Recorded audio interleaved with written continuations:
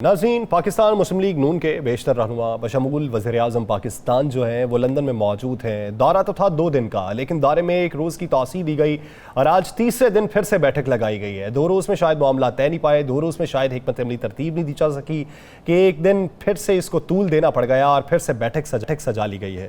اطلاعات یہ بھی ہیں کہ کچھ حلف لیے گئے ہیں کہ اس میٹنگ کے اندر جو بات ہوگی وہ باہر نہیں کی جائے گی۔ اطلاعات یہ بھی ہیں کہ کچھ موضوعات کے اوپر بات نہ کرنے پر بھی حلف لیا گیا ہے۔ اب اس میں صداقت کیا ہے یہ تو رب بھی جانتا ہے، یا پھر ذرائع جو مستند ہیں وہ جانتے ہوں گے۔ دوسری صورتحال یہ ہے کہ پاکستان مسلم لیگ نون جو ہے وہ خود بھی کنفیوژن کا شکار ہے شاید کہ انتخابات کے حوالے سے فیصلہ کیا کرنا ہے۔ پاکستان پیپلز پارٹی سے مشاورت تو ہوئی، لیکن پاکستان پیپلز پارٹی انتخابی اصلاحات کے بغیر میدان میں اترنے کو تیار نہیں ہے، تو پاکستان مسلم لیگ نون یہ سمجھتی ہے۔ مریم نواز صاحبہ بھی یہ بات کر چکی ہیں کہ انتخابات تو ہونے چاہیے، عوام کو یہ بات پتہ چلنی چاہیے کہ موجودہ مہنگائی تو پی ٹی آئی کی وجہ سے، ہماری وجہ سے تو ہے نہیں۔ تو اس کا مطلب یہ ہے کہ مسلم لیگ نون کہیں نہ کہیں یہ سوچ رہی ہے کہ اس وقت جو مہنگائی کا وبال جان بنا ہوا ہے یہ ہمارے گلے میں اگر پڑ گیا تو ہمارے لیے نکلنے کی راہ نہیں بنے گی۔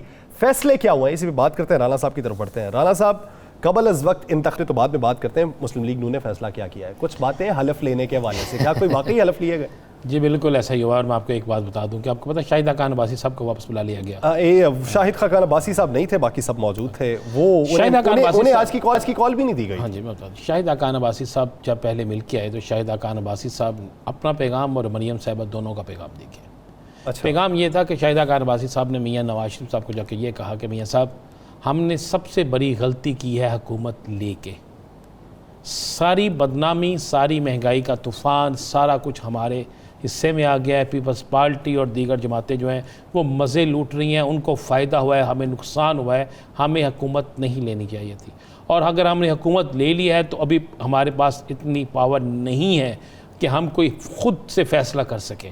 اگر ہم کوئی فیصلہ کرنے لگتے ہیں تو اس پہ پیپلز پارٹی سب سے بڑی رکاوٹ ہے۔ یہ میں آپ کو اچھا بہت سی ایسی چیزیں جو ہیں وہ شاہد خاقان عباسی صاحب جو ہے وہ میاں صاحب کو بتا کے آگے۔ اب اس گفتگو کے بعد وہ آگے اجلاس شروع ہوئے تو میرے پاس جو اطلاعات ہیں ان اجلاسوں میں میاں صاحب نے کچھ ناراضگی کا اظہار بھی کیا، ایک تمام لوگوں پہ جتنے وہاں پہ تھے۔ بیسک تو میاں صاحب جو چیز چاہتے تھے، 3 چیزیں یا 4 چیزیں جو وہاں پہ طے ہوئی ہیں وہ آپ کو بتا دوں۔ نمبر 1 تو جوڈیشل جو کہا ہے اس کمیشن جو ہے اس کے حوالے سے، جوڈیشل کمیشن نہیں، جوڈیشل معاملات کے حوالے سے کوئی اسمبلی کے تھرو یعنی اپنے کیسز کے حوالے سے کرنے لگے ہیں۔ اس کے بعد نیب ترامیم ہے کہ جس طرح کہ 10 کروڑ سے اوپر کی رقم جو ہوگی، اوپر کا کوئی معاملہ ہوگا تو اسے نیب دیکھے گا، نیچے والے۔ اور دوسرا یہ کہ بیوروکریسی میں مداخلت نہیں کرے گا، وہ صرف بیوروکریسی کو مکمل طور پہ مادر بدرزاد کر دیا جائے گا۔ اور تیسری جو ہوگی وہ ہر صورت میں اوورسیز پاکستانی جو ہیں ان کے ووٹ کو حق نہیں دیا جائے گا۔ 7 قومی اسمبلی کی نشستیں رکھی، مخصوص نشستیں رکھی جائیں۔ بالکل اچھا، یہ فیصلے وہاں پہ ہوئے ہیں جو ہمارے ذرائع کے مطابق۔ پھر میاں صاحب نے کہا ہے کہ میں ہر صورت، اس میں تو وہ انتخابی اصلاحات تو ہے نہیں، میں انتخابی اصلاحات میں نے کہا کہ انتخابی اصلاحات میں صرف اوورسیز کا حق ختم کرنا ہے اوورسیز اور ای وی ایم۔ اچھا، ای وی ایم اوورسیز، اور ساتھ ایک لفظ لکھا جائے گا کہ یہ کوئی بھی اور ادارہ آپ سمجھ کے ہیں وہ کسی بھی پولنگ سٹیشن پر نہیں ہوگا۔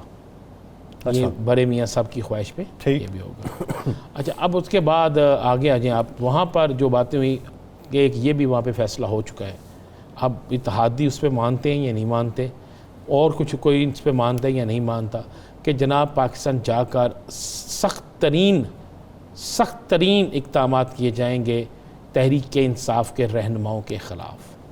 میرے پاس اطلاع یہ ہے کہ 6 سے 7 افراد کی ایک لسٹ بنی ہے، پھر سے خانہ جنگی کا کسی نے مشورہ دے دیا، پھر لگتا ہے لسٹ بنی ہے جس میں کہا گیا ہے کہ ان 6 سے 7 افراد جو ہیں ان کو نظر بند کیا جائے، ان کے خلاف مقدمات درج کیے جائیں، ان پر سختی کی جائے، ان پر کیسز کیے جائیں۔ اور میاں صاحب نے اپنی طرف سے کہا ہے، بڑے میاں صاحب نے، کہ میں الیکشن سے ہر صورت 1 سے 1.5 ماہ پہلے پاکستان ہوں گا، میری سزا کا فیصلہ کرواتے ہیں نہیں کرواتے، کیا معاملات کرتے ہیں یہ آپ نے کرنا ہے۔ اور ایک اشارہ دیا گیا ان کی طرف سے کہ آپ جن سے جو طے کرنا چاہتے ہیں کریں، میں نے ہر صورت میں الیکشن میں پاکستان ہونا ہے۔ تیسری بات وہاں پہ جو ایک ڈسکس ہوئی، اس پہ آپ کہتے ہیں کہ ڈسکس یہ ہوئی کہ یہاں سے کی ہوئی کوئی بات بھی آگے نہیں کی جائے گی. پھر کہا گیا وہاں پہ کہ پاکستان پیپلز پارٹی جو ہے وہ ہمیں بربادی کی طرف لے کر جا رہی ہے. یا سر یہ لفظ ہوا کہ پاکستان پیپلز پارٹی ہمیں بربادی کی طرف لے کے جا رہی ہے اور پیپلز پارٹی جو ہے وہ خود مزے لے رہی ہے اور ہمیں ذلیل کروا رہی ہے. وہاں پہ ڈسکس ہوا کہ مولانا فضل الرحمان صاحب کی خواہش ہے کہ وہ صدر پاکستان بنے, تو جس پر وہاں پر واضح طور پر انکار کر دیا گیا. کہا گیا کہ ان کے ساتھ اسی طرح کھیلیں جس طرح کھیلنا ہے. اور میں شاید کہا گیا ہو جس طرح انہوں نے کھیلا. اور پھر یہ فیصلہ ہوا کہ الیکشن کو فوری الیکشن میں جایا جائے, لیکن ایک بجٹ دیا جائے. لیکن راز صاحب فوری الیکشن بھی کب ہو سکتا ہے؟ وہ بھی تو نومبر ستمبر اکتوبر. اور ساتھ میں کہا گیا کہ جناب بجٹ دیا جائے, بجٹ کے فوری بعد الیکشن کا اعلان کر دیا جائے. اب بجٹ انہوں نے کہا اتنا کمال کا بجٹ بنا کے دیں جو بجٹ لندن میں ہی بن رہا ہے, وہیں پہ بجٹ بن رہا ہے, پچھلے 2 ماہ سے بجٹ بن رہا ہے. ادھر والے وزیر خزانہ پر جی, تو بجٹ بنایا جائے, بجٹ میں عوام کو ریلیف دینے کے بعد فوری طور پر الیکشن شیڈول کا اعلان کر دیا جائے. یہ تو فیصلہ ہے لندن اعلامیہ ہے جو خفیہ بھی ہے یا جس طرح بھی ہے, لیکن چیزیں باہر نکل آتی ہیں. اب اس لندن اعلامیے پہ کیا میاں آصف علی زرداری صاحب راضی ہوتے ہیں؟ کیا مولانا فضل الرحمان صاحب راضی ہوتے ہیں؟ کیا اس پر کوئی اور راضی ہوتا ہے؟ اگر تو راضی نہیں ہوتا تو پھر یہ چاہے گا یہ وہ اصل چیزیں تھیں جو میں نے آپ کو لندن کے حوالے سے بتائی, جس کی پریس کانفرنس ہوگی. اور شاہد حقان عباسی میں ایک آخری بات بتا دوں, شاہد حقان عباسی نے جو باتیں کی تھیں اس کے لیے جب وہاں پہ یہ باتیں ہوئیں تو کچھ وزراء نے اس پہ اعتراض کیا کہ ایسا نہیں ہے, جس پر شاہد حقان عباسی صاحب کو دوبارہ بلا لیا گیا ہے اور دوبارہ بلا کے شاہد حقان عباسی صاحب جو ہے وہ اپنی بات پر سٹینڈ لے رہے ہیں. اچھا, اپنی بات پہ سٹینڈ لے رہے ہیں. اب دیکھنا یہ ہے کہ پاکستان مسلم لیگ نون جو اسٹریٹجی ترتیب دے رہی ہے اس میں پاکستان پیپلز پارٹی کی حمایت کا عنصر کس حد تک شامل ہے؟ زرداری صاحب تو یہ کہتے ہیں کہ اس میں ساری مشاورت میں میاں صاحب سے کر چکا ہوں, انہیں سمجھا بھی چکا ہوں. دیکھتے ہیں کہ کلیش اگر بنتا ہے تو وہ نقطہ اعتراض جو ہے وہ کون سا جنم لیتا ہے. ناظرین, پاکستان تحریک انصاف کا کل سیالکوٹ میں جلسہ chairman P T I Imran Khan نے ایک ویڈیو پیغام بھی جاری کیا جس میں سیالکوٹ میں لوگوں کو مدعو بھی کیا اور سیالکوٹ کے لوگوں کی تعریف بھی کی ہے. اب جس جگہ پہ یہ جلسہ ہونا ہے اس کا تنازع سامنے آ گیا. ایک طرف ضلعی انتظامیہ نے اس کی پرمیشن نہیں دی, دوسری طرف مسیحی برادری اٹھ کے آ گئی کہ یہ ہماری روحانی جگہ ہے, 150 سال سے ہمیں یہاں پہ قدیم عبادات کرنے کے لیے یہ جگہ مختص کی گئی ہے, تو کوئی یہاں پہ جلسہ کیسے کر سکتا ہے. تو ضلعی انتظامیہ نے بھی یہ کہا کہ یہ سرکاری پراپرٹی نہیں ہے, یہ کسی کی نجی ہے, تو آپ کو ان سے اجازت مانگنا ہوگی. اس پہ پاکستان تحریک انصاف نے احتجاج بھی کیا اور کچھ ہنگامہ بھی دکھائی دیا. ہمارے نمائندہ حامد رضا کالو جو سیالکوٹ سے انہوں نے ہمیں جوائن کیا, ان سے معاملے کی تفصیلات جانتے ہیں, پھر رانا صاحب کی طرف بڑھیں گے اور رانا صاحب کا تجزیہ حاصل کریں گے, ان کی خبریں کیا ہیں. حامد بتائیے گا معاملہ کیا ہوا تھا آج جو تنازع دیکھنے میں آیا؟ ایک طرف پی ٹی آئی کے کارکنان تھے, دوسری طرف دوسری برادری تھی. اب وہ کیا چاہتے ہیں دونوں طرف؟ کیا کسی نقطے پر اتفاق ہوا ہے؟ کیا کل کے دن خوش اسلوبی کے ساتھ جلسہ ہو جائے گا یا کل کے دن بھی ہنگامہ دیکھنے کو آئے گا؟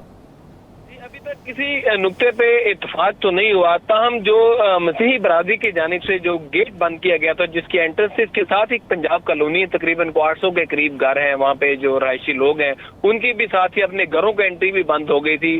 کافی دیر یہ تماشا جاری رہا. اس کے بعد ڈی پی او سیالکوٹ وہاں پر آئے اور انہوں نے مذاکرات کیے.